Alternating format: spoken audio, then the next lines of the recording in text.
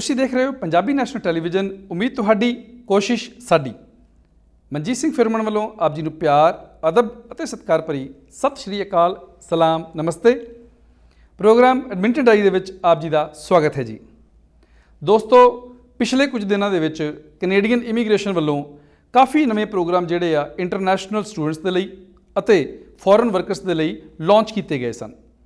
ਉਹਨਾਂ ਪ੍ਰੋਗਰਾਮਸ ਦੀਆਂ ਅੱਜ ਦੇ ਸਮੇਂ ਦੇ ਵਿੱਚ ਕੀ ਅਪਡੇਟਸ ਨੇ, ਕੀ ਨਵੀਆਂ ਜਾਣਕਾਰੀਆਂ ਨੇ, ਸਾਂਝੀਆਂ ਕਰਨ ਦੇ ਲਈ ਅੱਜ ਅਸੀਂ ਸਟੂਡੀਓ ਦੇ ਵਿੱਚ ਮਹਿਮਾਨ ਦੇ ਤੌਰ ਤੇ ਐਡਮਿੰਟਨ ਸ਼ਹਿਰ ਦੀ ਜਾਣੀ ਪਛਾਣੀ ਇਮੀਗ੍ਰੇਸ਼ਨ ਕੰਸਲਟੈਂਸੀ EWC ਦੇ ਮਾਹਰ ਸਰਦਾਰ ਅਨਮੋਲ ਨਾਗਰਾ ਜੀ ਨੂੰ ਬੁਲਾਇਆ ਜੀ।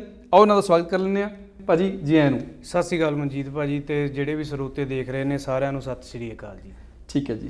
ਤੇ ਭਾਜੀ, ਜਿਵੇਂ ਆਪਾਂ ਗੱਲ ਕੀਤੀ ਕਿ 90,000 ਜਿਹੜੀਆਂ ਇਹਨਾਂ ਨੇ ਪਹਿਲਾਂ ਐਪਲੀਕੇਸ਼ਨਸ ਮੰਗੀਆਂ ਸੀਗੀਆਂ। ਹਾਂਜੀ ਸਰ। ਉਹਦੇ ਵਿੱਚ ਇਹਨਾਂ ਨੇ ਕਿਹਾ ਸੀ ਵੀ ਅਸੀਂ ਸਟੂਡੈਂਟਸ ਜਿਹੜੇ ਇੰਟਰਨੈਸ਼ਨਲ ਸਟੂਡੈਂਟਸ ਨੇ, ਹਾਂਜੀ, ਉਹਨਾਂ ਨੂੰ ਪੱਕਿਆ ਕਰਨਾ ਵਾ, ਤੇ ਨਾਲ ਦੇ ਨਾਲ ਜਿਹੜੇ ਇੱਥੇ ਵਰਕ ਪਰਮਿਟ ਤੇ ਕੰਮ ਕਰ ਰਹੇ ਨੇ, ਹਾਂਜੀ, ਉਹਨਾਂ ਨੂੰ ਪਰਮਿਟ ਕਰਨਾ। ਹਾਂਜੀ। ਸੋ ਕਿੰਨੇ ਕੁ ਲੋਕਾਂ ਨੂੰ ਇਹ ਜਿਹੜੀ ਪ੍ਰੋਸੈਸਿੰਗ ਹੋ ਚੁੱਕੀ ਆ, ਔਰ ਕੀ ਇਹ ਐਪਲੀਕੇਸ਼ਨ ਅਜੇ ਵੀ ਜਾਰੀ ਨੇ, ਲੋਕ ਅਪਲਾਈ ਕਰ ਸਕਦੇ ਨੇ ਅਜੇ ਵੀ? ਹਾਂਜੀ ਮਨਜੀਤ ਭਾਜੀ, ਸੋ ਜਿਹੜੀ ਇਹ TR to PR, so temporary residents ਜਿਹੜੇ ਹੈਗੇ ਆ, ਉਹਨਾਂ ਨੂੰ PR ਕਰਨ ਦਾ ਇੱਕ ਸਖਾਲਾ ਜਿਹੜਾ ਪ੍ਰੋਸੈਸ ਹੈਗਾ ਆ ਉਹ ਸ਼ੁਰੂ ਕੀਤਾ ਗਿਆ ਹੈ। ਉਪਰਾਲਾ ਜਿਹੜਾ ਬਹੁਤ ਵਧੀਆ ਹੈਗਾ ਆ। ਸੋ ਇਹਦੇ ਵਿੱਚ ਦੋ ਕੈਟੇਗਰੀਜ਼ ਨੇ। ਜੇ ਆਪਾਂ ਗੱਲ ਕਰੀਏ ਓਵਰਵਿਊ ਪ੍ਰੋਗਰਾਮ ਦਾ ਕਰੀਏ ਤਾਂ ਇੱਕ ਇੰਗਲਿਸ਼ ਸਪੀਕਿੰਗ ਕੈਂਡੀਡੇਟਸ ਲਈ ਅੱਡ ਕੈਟੇਗਰੀਜ਼ ਹੈਗੀਆਂ ਨੇ, ਤੇ ਫਰੈਂਚ ਸਪੀਕਿੰਗ ਕੈਂਡੀਡੇਟਸ ਲਈ ਅੱਡ ਨੇ। ਸੋ ਜਿਹੜੇ ਤਾਂ ਇੰਗਲਿਸ਼ ਸਪੀਕਿੰਗ ਦੇ ਵਿੱਚ ਸਰ 90,000 ਦਾ ਕੋਟਾ ਸੀਗਾ ਜੀ। 90,000 ਦੇ ਵਿੱਚੋਂ 40,000 ਜਿਹੜੇ ਇੰਟਰਨੈਸ਼ਨਲ ਸਟੂਡੈਂਟਸ ਦੇ ਲਈ ਸੀਗੇ। ਜਿਹੜੇ ਵੀ ਸਟੂਡੈਂਟਸ ਗ੍ਰੈਜੂਏਟ ਹੋ ਚੁੱਕੇ ਨੇ ਤੇ ਕੋਈ ਨਾ ਕੋਈ ਜੌਬ ਕਰ ਰਹੇ ਨੇ ਅੱਜ ਦੇ ਟਾਈਮ ਦੇ ਵਿੱਚ, 5 ਬੈਂਡ IELTS ਦੇ ਵਿੱਚ ਉਹਨਾਂ ਕੋਲ ਹੋਣੇ ਚਾਹੀਦੇ ਸੀਗੇ। ਇਹ ਮਈ 6 ਨੂੰ ਪ੍ਰੋਗਰਾਮ ਖੁੱਲ੍ਹਿਆ ਸੀਗਾ ਸਰ। ਇੰਟਰਨੈਸ਼ਨਲ ਗ੍ਰੈਜੂਏਟ ਦੇ ਜਿਹੜੇ 40,000 ਸੀਗੇ ਉਹ ਤਾਂ ਪਹਿਲੇ ਵੀਕ ਦੇ ਵਿੱਚ ਹੀ ਪੂਰੇ ਹੋ ਗਏ ਸੀਗੀ, ਸਟਰੀਮ ਬੰਦ ਹੋ ਗਈ ਸੀਗੀ। ਠੀਕ ਹੈ ਜੀ। ਬਟ ਜਿਹੜਾ ਹੁਣ 50,000 ਦਾ ਕੋਟਾ ਹੈਗਾ ਆ, ਉਹਦੇ ਵਿੱਚ ਅਸੈਂਸ਼ੀਅਲ ਵਰਕਰ ਜਿਹੜੇ ਨੇ, ਜਿਨ੍ਹਾਂ ਨੇ ਕੋਵਿਡ ਦੇ ਦੌਰਾਨ ਆਪਣੀਆਂ ਭੂਮਿਕਾ ਨਿਭਾਈਆਂ ਕੰਮ ਦੇ ਵਿੱਚ, ਕੋਵਿਡ ਦੇ ਵਿੱਚ ਜਿਨ੍ਹਾਂ ਨੇ ਕੰਮ ਕੀਤਾ, ਉਹਨਾਂ ਨੇ ਇੱਕ ਲਿਸਟ ਜਾਰੀ ਕੀਤੀ ਹੈ ਅਸੈਂਸ਼ੀਅਲ ਵਰਕਰਸ ਦੀ। ਸੋ ਜੇ ਤੁਹਾਡੀ ਜੌਬ ਉਸ ਲਿਸਟ ਦੇ ਵਿੱਚ ਸੀਗੀ ਪਿਛਲੇ 3 ਸਾਲਾਂ ਦੇ ਵਿੱਚ, ਪਿਛਲੇ 3 ਸਾਲਾਂ 'ਚ ਤੁਸੀਂ 1 ਸਾਲ ਉਸ ਲਿਸਟ ਦੇ ਵਿੱਚੋਂ ਕਿਸੇ ਵੀ ਜੌਬ ਦੇ ਵਿੱਚ 1 ਸਾਲ 'ਚ 1560 ਘੰਟੇ ਪੂਰੇ ਕੀਤੇ ਹੋਏ ਨੇ, ਜਾਂ ਤੁਸੀਂ ਉਸ ਲਿਸਟ ਦੇ ਵਿੱਚ ਡਿਫਰੈਂਟ ਜੌਬਸ ਨੂੰ ਕੰਬਾਈਨ ਕਰਕੇ ਤੁਹਾਡੇ 1560 ਘੰਟੇ ਹੁੰਦੇ ਨੇ, 4 ਬੈਂਡ ਤੁਹਾਡੇ ਕੋਲ IELTS ਦੇ ਵਿੱਚ ਹੈਗੇ ਨੇ, ਤੇ ਤੁਸੀਂ ਅਪਲਾਈ ਕਰ ਸਕਦੇ ਹੋ। ਅੱਜ ਦੀ ਡੇਟ ਤੱਕ ਜਿਹੜੇ ਉਹਦੇ ਵਿੱਚ ਆਲਮੋਸਟ 12,000 ਐਪਲੀਕੇਸ਼ਨਾਂ ਚਲੇ ਗਈਆਂ ਨੇ 30,000 ਦੇ ਵਿੱਚੋਂ, ਕਿਉਂਕਿ ਇਹਦੇ ਵਿੱਚ ਵੀ ਦੋ ਕੈਟੇਗਰੀਜ਼ ਨੇ ਮਨਜੀਤ ਭਾਜੀ। ਇੱਕ ਨੇ ਹੈਲਥ ਕੇਅਰ ਵਰਕਰਸ ਦੀ, ਇੱਕ ਹੈ ਨਾਨ ਹੈਲਥ ਕੇਅਰ ਦੀ। ਹੈਲਥ ਕੇਅਰ ਦੇ ਵਿੱਚ 20,000 ਦਾ ਕੋਟਾ ਹੈਗਾ ਜੀ, ਤੇ ਨਾਨ ਹੈਲਥ ਕੇਅਰ ਦੇ ਵਿੱਚ 30,000 ਦਾ ਕੋਟਾ ਹੈਗਾ।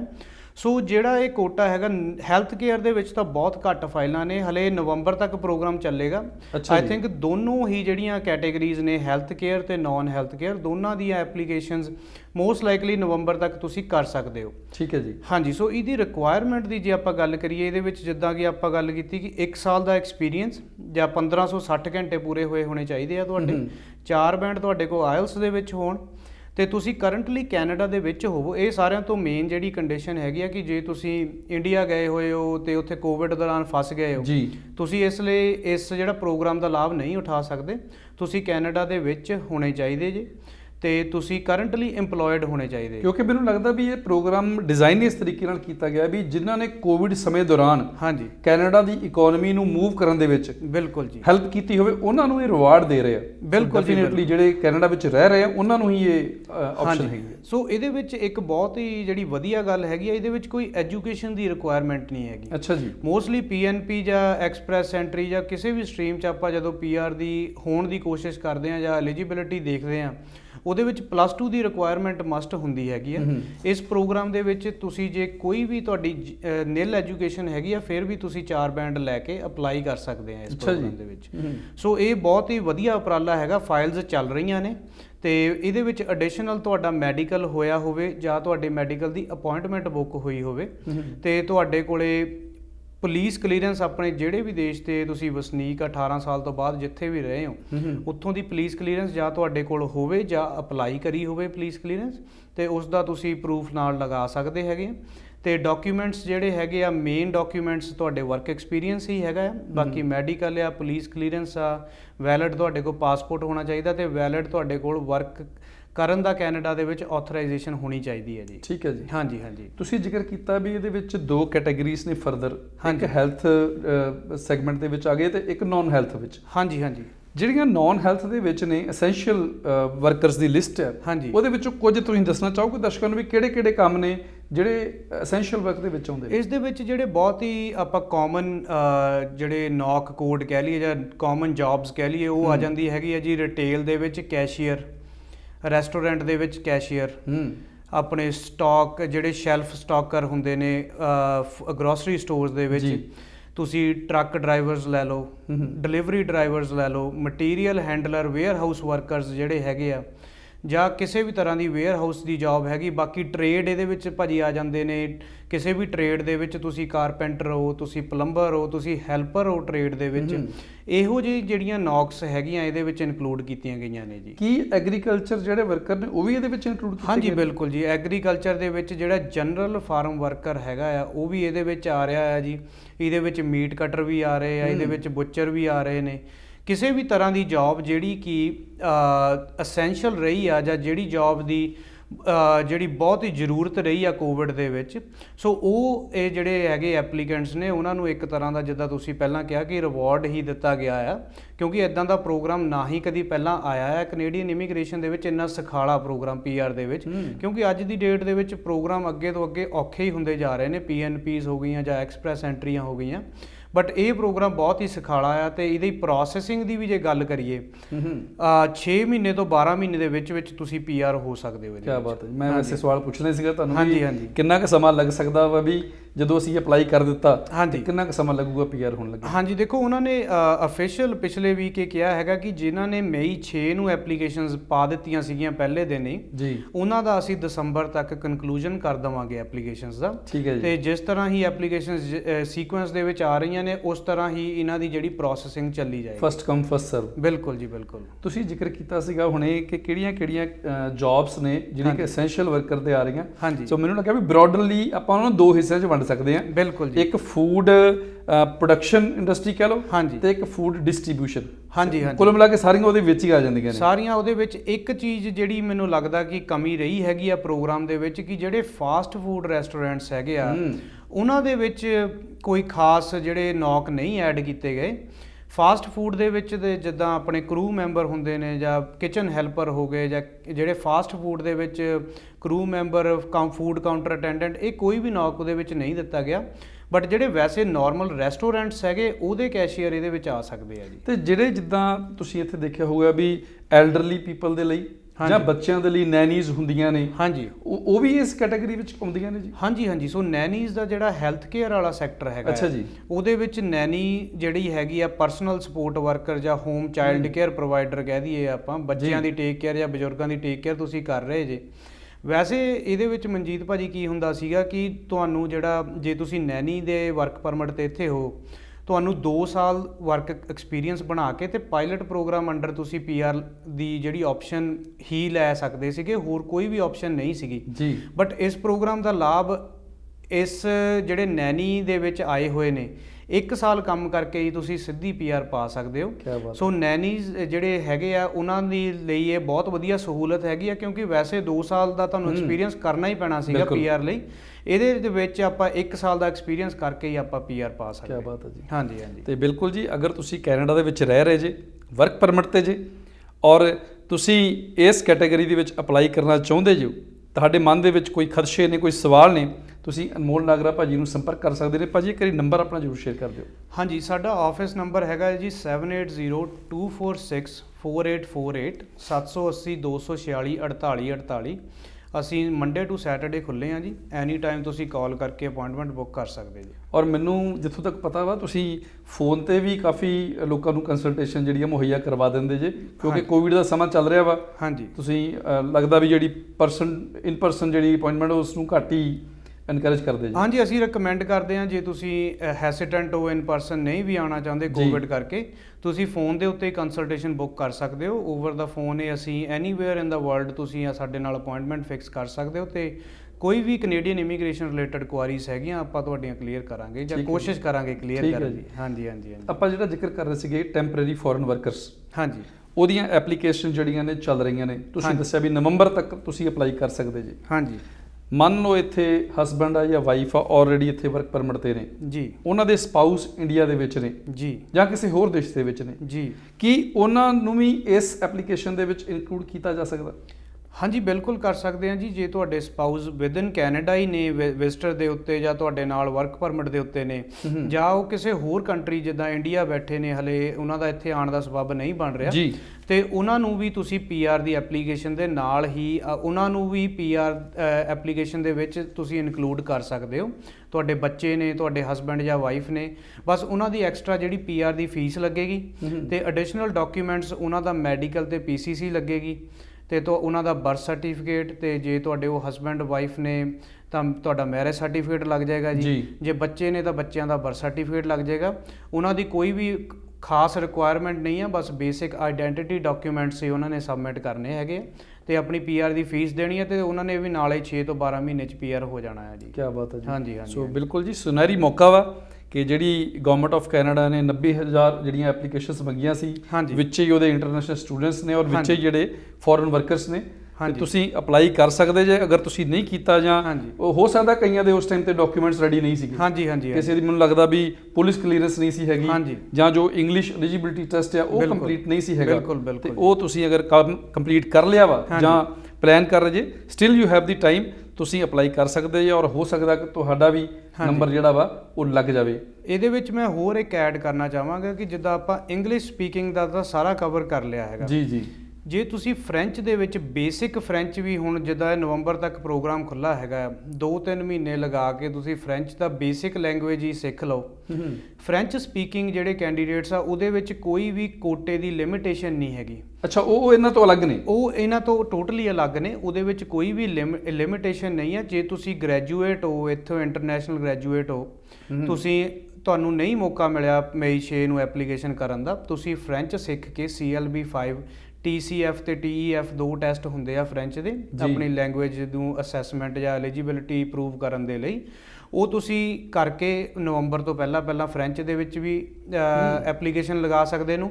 ਤੇ ਰਿਕੁਆਇਰਮੈਂਟਸ ਸੇਮ ਹੀ ਰਹਿਣਗੀਆਂ ਉਹਦੀਆਂ ਵੀ, ਤੇ ਬਟ ਇਹ ਆ ਕਿ ਉਹਦੇ ਵਿੱਚ ਕੋਈ ਲਿਮਿਟੇਸ਼ਨ ਨਹੀਂ ਹੈ। ਜੇ ਤੁਸੀਂ ਅਸੈਂਸ਼ੀਅਲ ਵਰਕਰ ਹੋ ਫਿਰ ਵੀ ਤੁਸੀਂ ਫ੍ਰੈਂਚ ਦੇ ਵਾਲੇ ਕੋਟੇ ਦੇ ਵਿੱਚ ਲਾ ਸਕਦੇ ਹੋ, ਤੇ ਜੇ ਇੰਟਰਨੈਸ਼ਨਲ ਗ੍ਰੈਜੂਏਟ ਹੋ ਫਿਰ ਵੀ ਨਵੰਬਰ ਤੱਕ ਤੁਸੀਂ ਲਾ ਸਕਦੇ ਹੋ। ਮੈਨੂੰ ਲੱਗਦਾ ਵੀ ਇਹ ਖਾਸ ਕਰਕੇ ਜਿਹੜੇ ਮੌਂਟਰੀਅਲ ਵਗੈਰਾ 'ਚ ਰਹਿੰਦੇ ਨੇ, ਹਾਂਜੀ, ਕਿਉਂਕਿ ਉੱਥੇ ਫ੍ਰੈਂਚ ਦਾ ਕਾਫੀ ਬੋਲਬਾਲਾ। ਬਿਲਕੁਲ ਜੀ, ਬਿਲਕੁਲ। ਉੱਥੇ ਜਦੋਂ ਆਪਾਂ ਕੰਮ ਕਰਦੇ ਹਾਂ, ਪੜ੍ਹਦੇ ਹਾਂ, ਥੋੜੀ ਬਹੁਤੀ ਫ੍ਰੈਂਚ ਦਾ ਬੰਦਾ ਵੈਸੇ ਸਿੱਖ ਜਾਂਦਾ। ਥੋੜੀ ਬਹੁਤ ਤੁਹਾਨੂੰ ਆਉਂਦੀ ਹੋਵੇ, ਥੋੜੀ ਬਹੁਤ ਤੁਸੀਂ ਮਿਹਨਤ ਕਰਕੇ 2-3 ਮਹੀਨੇ ਸਿੱਖ ਲਓ, ਤੇ ਮੇਰੇ ਹਿਸਾਬ ਦੇ ਨਾਲ ਇੰਟਰਨੈਸ਼ਨਲ ਗ੍ਰੈਜੂਏਟ ਸਟਰੀਮ ਤੁਹਾਡੇ ਲਈ ਠੀਕ ਹੈਗੀ ਹੈ ਜੀ। ਦੈਟਸ ਵੰਡਰਫੁਲ ਜੀ। ਤੁਸੀਂ ਇਹ ਜਿਹੜੀਆਂ ਪਾਲਿਸੀਜ਼ ਨੇ, ਜੋ ਇਹ ਪ੍ਰੋਗਰਾਮ ਲਾਂਚ ਕੀਤੇ ਨੇ ਕੈਨੇਡਾ ਦੀ ਗਵਰਨਮੈਂਟ ਨੇ, ਇਹਨਾਂ ਦਾ ਲਾਹਾ ਲੈ ਸਕਦੇ ਜੀ। ਭਾਜੀ ਇੱਥੇ ਬ੍ਰੇਕ ਦਾ ਸਮਾਂ ਹੋ ਚੁੱਕਿਆ ਵਾ, ਇੱਕ ਬ੍ਰੇਕ ਲੈਂਦੇ ਹਾਂ ਔਰ ਇਸ ਤੋਂ ਬਾਅਦ ਇੰਟਰਨੈਸ਼ਨਲ ਜਿਹੜੇ ਇੱਥੇ ਸਟੂਡੈਂਟਸ ਨੇ ਜਾਂ ਵਰਕ ਪਰਮਿਟ ਤੇ ਇੱਥੇ ਬੈਠੇ ਨੇ, ਉਹਨਾਂ ਦੇ ਵਾਸਤੇ ਸਪਾਊਸਲ ਵੀਜ਼ੇ ਦੇ ਕੀ ਇਸ ਵੇਲੇ ਪੋਸੀਬਿਲਿਟੀਜ਼ ਨੇ, ਇਸ ਬਾਰੇ ਗੱਲਬਾਤ ਕਰਾਂਗੇ ਜੀ। ਠੀਕ ਹੈ ਜੀ। ਔਰ ਤੁਸੀਂ ਦੇਖਦੇ ਰਹਿਣਾ ਜੀ ਪ੍ਰੋਗਰਾਮ ਐਡਮਿੰਟਨ ਡਾਇਰੀ, ਜਲਦ ਹਾਜ਼ਰ ਹੋਣੇ ਆ।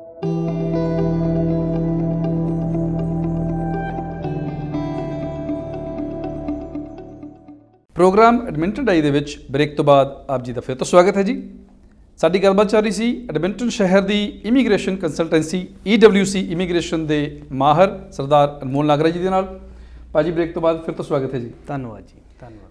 ਪ੍ਰੋਗਰਾਮ ਦੇ ਪਿਛਲੇ ਹਿੱਸੇ ਵਿੱਚ ਆਪਾਂ ਗੱਲਬਾਤ ਕੀਤੀ ਸੀ ਕਿ ਜਿਹੜੇ ਇੰਟਰਨੈਸ਼ਨਲ ਸਟੂਡੈਂਟਸ ਜਾਂ ਜਿਹੜੇ ਇੱਥੇ ਵਰਕ ਪਰਮਿਟ ਤੇ ਕੰਮ ਕਰ ਰਹੇ ਨੇ, ਉਹ ਕਿਵੇਂ ਅਪਲਾਈ ਕਰ ਸਕਦੇ ਨੇ। ਹਾਂਜੀ, ਹੁਣ ਆਪਾਂ ਗੱਲਬਾਤ ਕਰਦੇ ਹਾਂ ਕਿ ਕਈ ਨੌਜਵਾਨ ਹੋ ਸਕਦਾ ਵਾ ਇੰਡੀਆ ਤੋਂ ਵਿਆਹ ਕਰਵਾ ਕੇ ਆਏ ਹੋਣ। ਹਾਂਜੀ, ਕਈ ਲੜਕੇ ਹੋ ਸਕਦੇ, ਕਈ ਲੜਕੀਆਂ ਹੋ ਸਕਦੀਆਂ ਨੇ। ਬਿਲਕੁਲ ਜੀ। ਉਹਨਾਂ ਦੇ ਹਸਬੈਂਡ ਜਾਂ ਵਾਈਫ ਜਿਹੜੇ ਨੇ ਉਹ ਇੰਡੀਆ ਵਿੱਚ ਨੇ ਜਾਂ ਕਿਸੇ ਹੋਰ ਦੇਸ਼ ਦੇ ਵਿੱਚ ਨੇ। ਹਾਂਜੀ, ਸੋ ਸਪਾਊਸਲ ਵੀਜ਼ੇ ਦਾ ਇਸ ਟਾਈਮ ਤੇ ਕੀ ਪ੍ਰੋਸੈਸ ਚੱਲ ਰਿਹਾ, ਕੀ ਐਪਲੀਕੇਸ਼ਨਸ ਲੱਗ ਰਹੀਆਂ ਨੇ, ਜੇ ਲੱਗ ਰਹੀਆਂ ਨੇ ਤੇ ਕੀ ਪ੍ਰੋਸੀਜਰ ਆ, ਇਹ ਵੀ ਸਾਂਝਾ ਕਰ ਦਿਓ ਜੀ। ਹਾਂਜੀ, ਪਹਿਲਾਂ ਆਪਾਂ ਸਟੂਡੈਂਟਸ ਜਿਹੜੇ ਵੀਰ ਭੈਣ ਆਏ ਹੋਏ ਨੇ, ਆਪਾਂ ਉਹਨਾਂ ਤੇ ਥੋੜਾ ਆਪਾਂ ਡਿਸਕਸ ਕਰ ਲੈਂਦੇ ਹੈਗੇ ਆ। ਸੋ ਜਦੋਂ ਵੀ ਕੋਈ ਸਟੂਡੈਂਟ ਮਨਜੀਤ ਭਾਜੀ ਇੱਥੇ ਆਉਂਦਾ ਹੈਗਾ ਆ, ਜੇ ਉਹਨਾਂ ਦੀ ਮੈਰਿਜ ਬੈਕ ਹੋਮ ਹੋਈ ਆ ਤੇ ਉਹਦੇ ਵਿੱਚ ਉਹਨਾਂ ਦੀ ਕੰਡੀਸ਼ਨ ਉਹ ਆਪਣੇ ਸਪਾਊਸ ਨੂੰ ਸਪਾਂਸਰ ਕਰਨ ਦੀ ਇਹ ਹੁੰਦੀ ਹੈਗੀ ਆ ਕਿ ਤੁਸੀਂ ਫੁੱਲ ਟਾਈਮ ਸਟੂਡੈਂਟ ਹੁੰਦੇ ਹੋਣੇ ਚਾਹੀਦੇ ਆ। ਆਪਣੀ ਕੰਡੀਸ਼ਨਸ ਜੋ ਸਟੱਡੀ ਪਰਮਿਟ ਦੇ ਉੱਤੇ ਨੇ, ਜੋ ਕਿ ਤੁਹਾਡੀ GPA ਮੇਨਟੇਨ ਤੁਹਾਨੂੰ ਕਰਨੀ ਪਵੇਗੀ, ਤੁਸੀਂ ਫੁੱਲ ਟਾਈਮ ਸਟੂਡੈਂਟ ਹੋਵੋ, ਤੁਸੀਂ ਕੋਈ ਕੰਮ ਜਿਹੜਾ ਹੈਗਾ ਆਪਣਾ ਇਲੀਗਲ 20 ਘੰਟੇ ਤੋਂ ਜ਼ਿਆਦਾ ਨਾ ਕਰ ਰਹੇ ਹੋਵੋ। ਸੋ ਸਾਰੀਆਂ ਕੰਡੀਸ਼ਨਸ ਤੁਸੀਂ ਸਟੱਡੀ ਪਰਮਿਟ ਦੀਆਂ ਮੀਟ ਕਰ ਰਹੇ ਹੋ ਤੇ ਤੁਸੀਂ ਆਪਣੇ ਸਪਾਊਸ ਦੀ ਜਿਹੜੀ ਹੈਗੀ ਆ ਸਪਾਂਸਰਸ਼ਿਪ ਕਰ ਸਕਦੇ ਆ ਜੀ। ਸਪਾਊਸਲ ਸਪਾਂਸਰਸ਼ਿਪ ਦੇ ਵਿੱਚ ਕੀ ਹੁੰਦਾ ਹੈਗਾ, ਇੰਡੀਆ ਤੋਂ ਪ੍ਰੋਸੈਸਿੰਗ ਜਿਹੜੀ ਹੈਗੀ ਆ, ਇੰਡੀਆ ਦੀ ਜੇ ਆਪਾਂ ਗੱਲ ਕਰੀਏ, ਪ੍ਰੋਸੈਸਿੰਗ ਹੁਣ 6 ਮਹੀਨੇ ਤੋਂ ਵੀ ਜ਼ਿਆਦਾ ਲੱਗ ਰਿਹਾ, 6 ਮਹੀਨੇ ਤੋਂ ਸਾਲ ਇਹ ਤੁਸੀਂ ਲਾ ਕੇ ਚੱਲੋ, ਪ੍ਰੋਸੈਸਿੰਗ ਬਹੁਤ ਡਿਲੇ ਹੋ ਰਹੀ ਹੈਗੀ ਆ ਜੀ। ਤੇ ਪ੍ਰੋਸੈਸਿੰਗ ਟਾਈਮ ਥੋੜੇ ਜ਼ਿਆਦਾ ਕੋਵਿਡ ਕਰਕੇ ਵੀ ਆਪਾਂ ਕਹਿ ਸਕਦੇ ਹੈਗੇ ਕਿ ਪ੍ਰੋਸੈਸਿੰਗ ਟਾਈਮ ਜਿਹੜੇ ਆ ਡਿਲੇ ਹੋ ਰਹੇ ਨੇ। ਤੇ ਜੇ ਆਪਾਂ ਗੱਲ ਕਰੀਏ ਵਰਕ ਪਰਮਿਟ ਹੋਲਡਰਸ ਦੀ, ਜਿਹੜੇ ਵਰਕ ਪਰਮਿਟ ਤੇ ਇੱਥੇ ਆਏ ਹੋਏ ਨੇ, ਜੇ ਉਹ ਆਪਣੇ ਹਸਬੈਂਡ ਜਾਂ ਵਾਈਫ ਨੂੰ ਸਪਾਂਸਰ ਕਰਨਾ ਚਾਹੁੰਦੇ ਨੇ ਵਰਕ ਪਰਮਿਟ ਦੇ ਲਈ, ਉਹਦੇ ਵਿੱਚ ਕੰਡੀਸ਼ਨ ਇਹ ਹੁੰਦੀ ਹੈ ਕਿ ਉਹਨਾਂ ਕੋਲੇ ਸਕਿਲਡ ਜੌਬ ਹੋਣੀ ਚਾਹੀਦੀ ਹੈ ਇੱਥੇ। ਠੀਕ ਹੈ। ਸਕਿਲਡ ਜੌਬ ਤੋਂ ਮੇਰਾ ਮਤਲਬ ਹੈਗਾ ਆ ਕਿ ਕੋਈ ਸੁਪਰਵਾਈਜ਼ਰ ਟਾਈਟਲ ਹੋਵੇ, ਕੋਈ ਮੈਨੇਜਰ ਟਾਈਟਲ ਹੋਵੇ, ਕੋਈ ਆਪਣੇ ਕੋਲੇ ਕਿਸੇ ਟ੍ਰੇਡ ਦੀ LMIA ਹੋਵੇ, ਜਾਂ ਓਪਨ ਦੇ ਉੱਤੇ ਆਪਾਂ ਟ੍ਰੇਡ 'ਚ ਕਿਸੇ 'ਚ ਕੰਮ ਕਰ ਰਹੀਏ ਹੋਈਏ। ਸੋ ਇਹ ਅਜਿਹੀਆਂ ਜੌਬਸ ਦੇ ਵਿੱਚ ਤੁਸੀਂ ਆਪਣੇ ਜਿਹੜਾ ਹਸਬੈਂਡ ਜਾਂ ਵਾਈਫ ਜੋ ਇੰਡੀਆ ਨੇ ਜਾਂ ਕਿਸੇ ਹੋਰ ਕੰਟਰੀ ਦੇ ਵਿੱਚ ਨੇ, ਉਹਨਾਂ ਨੂੰ ਓਪਨ ਵਰਕ ਪਰਮਿਟ ਤੇ ਬੁਲਾ ਸਕਦੇ ਹੁੰਦੇ ਹੋ।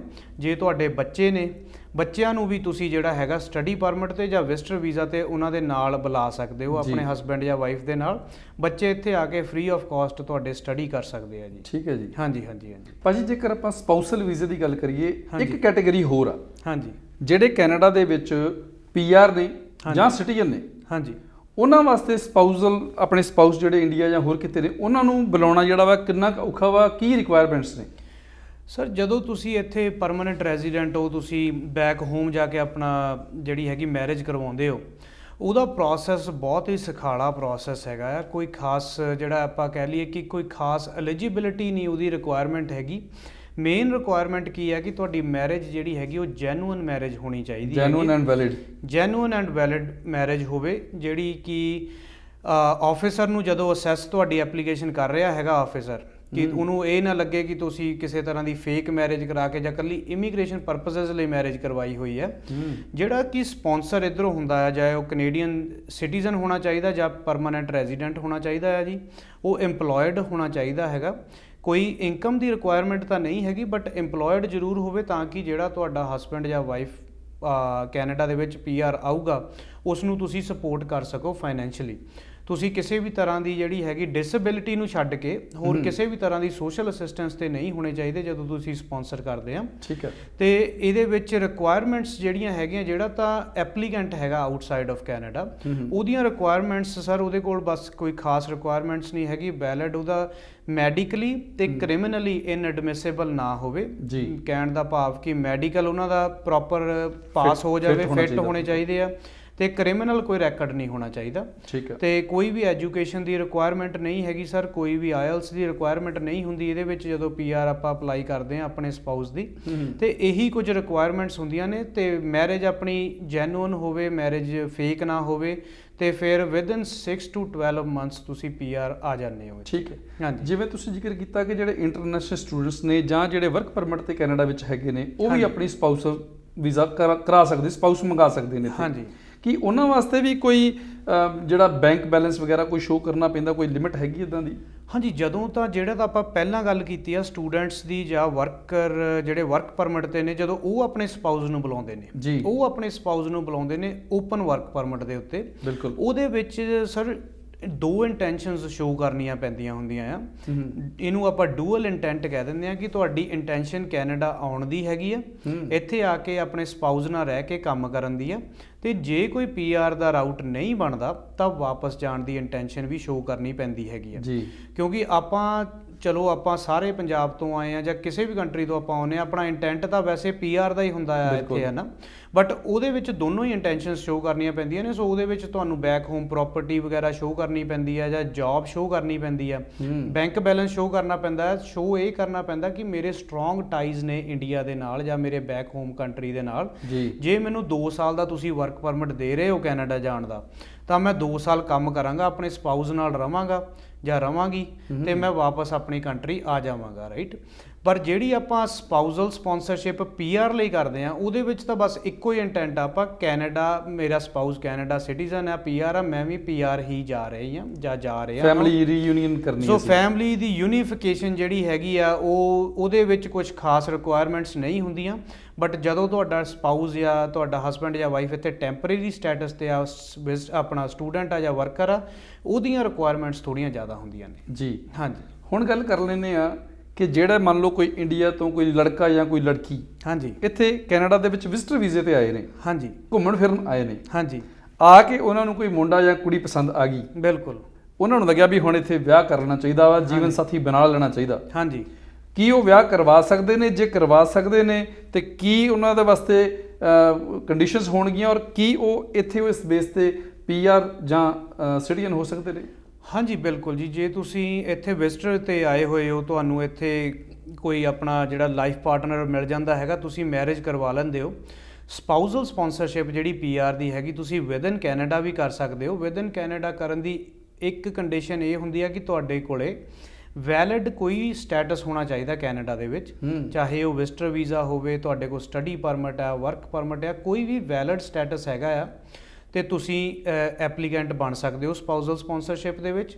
ਜੇ ਤੁਹਾਡਾ ਹਸਬੈਂਡ ਜਾਂ ਵਾਈਫ ਇੱਥੇ ਪੀਆਰ ਜਾਂ ਕੈਨੇਡੀਅਨ ਸਿਟੀਜ਼ਨ ਹੈਗਾ ਜੀ, ਇਹਦਾ ਬੈਨੀਫਿਟ ਇੱਕ ਹੋਰ ਹੈਗਾ ਜੀ ਵਿਦਨ ਕੈਨੇਡਾ ਕਰਨ ਦਾ, ਕਿ ਜੇ ਤੁਸੀਂ ਵਿਜ਼ਟਰ ਵੀਜ਼ੇ ਤੇ ਆਏ ਹੋਏ ਹੋ, ਤੁਸੀਂ ਸਪਾਊਜ਼ਲ ਸਪਾਂਸਰਸ਼ਿਪ ਦੇ ਵਿੱਚ ਐਪਲੀਕੈਂਟ ਹੋ, ਤੇ ਤੁਹਾਨੂੰ ਗਵਰਨਮੈਂਟ ਵੱਲੋਂ ਓਪਨ ਵਰਕ ਪਰਮਿਟ ਦਿੱਤਾ ਜਾਂਦਾ ਹੈ ਜਦੋਂ ਤੱਕ ਤੁਹਾਡੀ ਪੀਆਰ ਦਾ ਡਿਸੀਜਨ ਨਹੀਂ ਆਉਂਦਾ, ਤਾਂ ਕਿ ਤੁਸੀਂ ਆਪਣਾ ਕੰਮ ਜਿਹੜਾ ਹੈਗਾ ਕਰ ਸਕਦੇ ਹੋ, ਆਪਣੇ ਆਪ ਨੂੰ ਫਾਈਨੈਂਸ਼ੀਅਲੀ ਸਪੋਰਟ ਕਰ ਸਕਦੇ ਹੋ।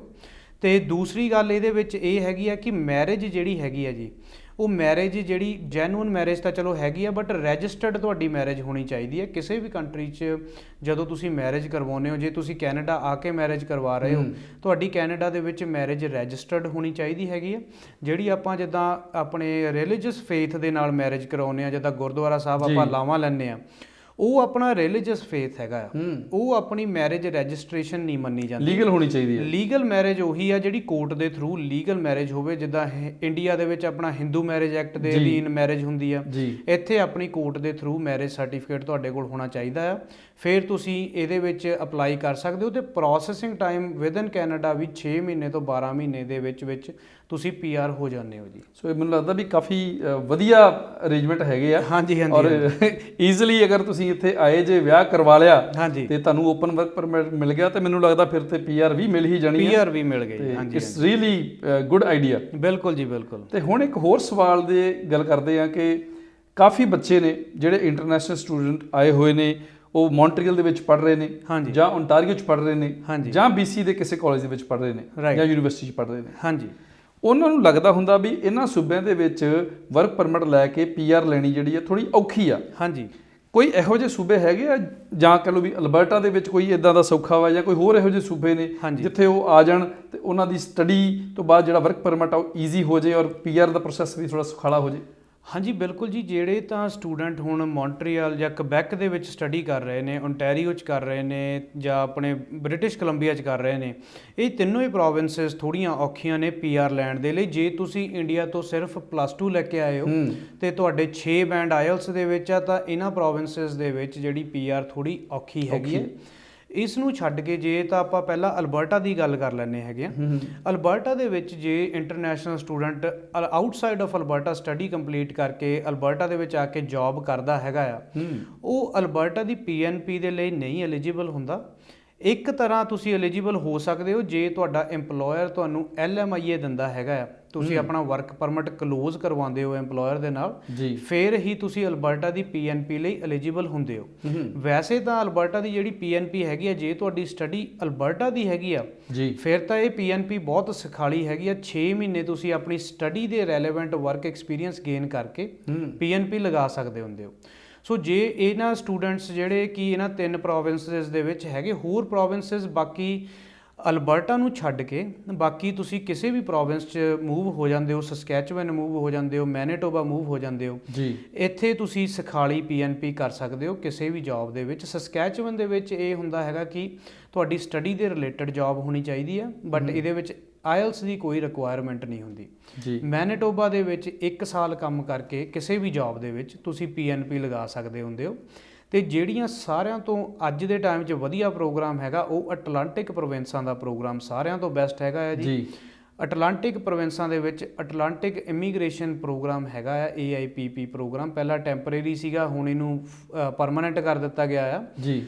ਇਹਦੇ ਵਿੱਚ ਕੀ ਆ ਜੀ, ਜਿਹੜਾ ਨੋਵਾ ਸਕੋਸ਼ੀਆ, ਨਿਊ ਫਾਊਂਡਲੈਂਡ, ਨਿਊ ਬਰੰਜ਼ਵਿਕ ਤੇ ਪ੍ਰਿੰਸ ਐਡਵਰਡ ਆਈਲੈਂਡ, ਇਹਨਾਂ 4 ਪ੍ਰੋਵਿੰਸਾਂ ਦੇ ਵਿੱਚ 1 ਸਾਲ ਤੁਸੀਂ ਜੌਬ ਕਰਦੇ ਹੋ ਡੈਜ਼ਿਗਨੇਟਡ EMPLOYER। ਡੈਜ਼ਿਗਨੇਟਡ EMPLOYER ਦਾ ਮਤਲਬ ਕਿ ਜਿਹੜਾ AIPP ਪ੍ਰੋਗਰਾਮ ਹੈਗਾ ਆ ਉਹਦੇ ਨਾਲ ਤੁਹਾਡਾ EMPLOYER ਰਜਿਸਟਰਡ ਹੋਵੇ, ਤੁਸੀਂ 1 ਸਾਲ ਉੱਥੇ ਜਾ ਕੇ ਕੰਮ ਕਰੋ ਤੇ ਤੁਹਾਡੀ ਸਿੱਧੀ PR 6 ਤੋਂ 12 ਮਹੀਨੇ ਦੇ ਵਿੱਚ ਥਰੂ AIPP ਹੋ ਜਾਂਦੀ ਹੈ ਜੀ। ਹਾਂਜੀ, ਮੈਨੂੰ ਲੱਗਦਾ ਵੀ ਇਹ ਜਿਹੜੇ ਤੁਸੀਂ ਪ੍ਰੋਵਿੰਸਸ ਦੇ ਨਾਮ ਲਏ ਹੈਗੇ ਆ, ਨੋਵਾ ਸਕੋਸ਼ੀਆ ਵਾ, ਉਹਦੇ ਵਿੱਚ ਪ੍ਰਿੰਸ ਐਡਵਰਡ ਆ, ਇਹਨਾਂ ਦੇ ਥੋੜੇ ਜਿਹੇ ਕਲਾਈਮੈਟਿਕਲ ਹਾਲਾਤ ਥੋੜੇ ਜਿਹੇ ਹਾਰਡ ਨੇ, ਪਾਪੂਲੇਸ਼ਨ ਘੱਟ ਆ, ਇਸ ਕਰਕੇ ਮੈਨੂੰ ਲੱਗਦਾ ਵੀ ਉੱਥੇ ਇਦਾਂ ਦੇ ਜਿਹੜੇ ਪਲਾਨਸ ਨੇ, ਪ੍ਰੋਗਰਾਮਸ ਨੇ, ਉਹ ਚੱਲਦੇ ਰਹਿੰਦੇ ਨੇ। ਬਿਲਕੁਲ ਜੀ। ਵੈਸੇ ਦੇਖੋ ਇਹਨਾਂ ਪ੍ਰੋਵਿੰਸਸ ਦੇ ਵਿੱਚ ਵੈਸੇ ਕਿਸੇ ਕੈਨੇਡੀਅਨ ਦਾ ਜਾਂ PR ਹੋਲਡਰ ਦਾ ਮੂਵ ਹੋਣ ਦਾ ਝੁਕਾਅ ਇੰਨਾ ਨਹੀਂ ਹੁੰਦਾ, ਕਿਉਂਕਿ ਇੱਕ ਤਾਂ ਇੰਪਲੋਇਮੈਂਟ ਬਹੁਤ ਲਿਮਟਿਡ ਹੈਗੀ ਹੈ ਤੇ ਬਾਕੀ ਵੈਸੇ ਵੀ ਜਿਹੜਾ ਹੈਗੇ ਬਹੁਤ ਛੋਟੀਆਂ ਪ੍ਰੋਵਿੰਸਸ ਨੇ।